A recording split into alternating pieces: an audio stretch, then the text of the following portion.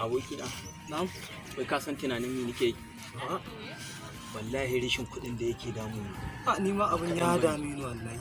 Ka san yadda za a yi? Ya za a yi? Kawai mu je mu samu wani kawai mu buge shi mu anshi kuɗin shi kawai mu zo mu biya bukata. Ma'ana dai mu rinka sata. Ni kana ganin hakan ma lahiya lo a samu kuɗi.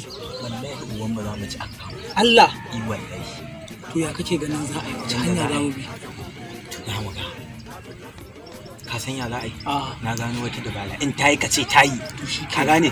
Shi kenan. Za mu tafi. Ni zan zama makafu.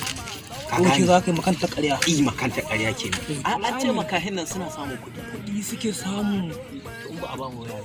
Wata makauniya ma da na sani can a gefe a tsallaken gada. Motar ta biyu.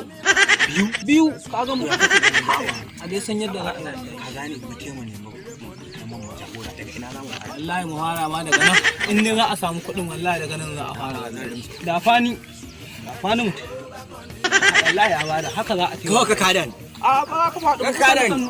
Kan kuɗi ne.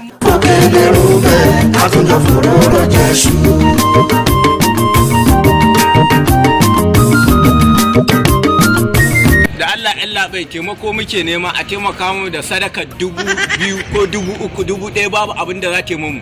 Kai dubu ya ka faɗa abin da ke so a taimakawa. Wannan wani irin bana sai kuma. Allah bai 1000 babu abin da za ta mu.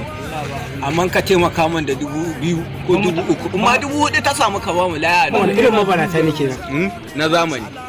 To lalle wa zamani ai ga zamani ne. Allah bai zaka ba mu ko ba zaka ba mu ba?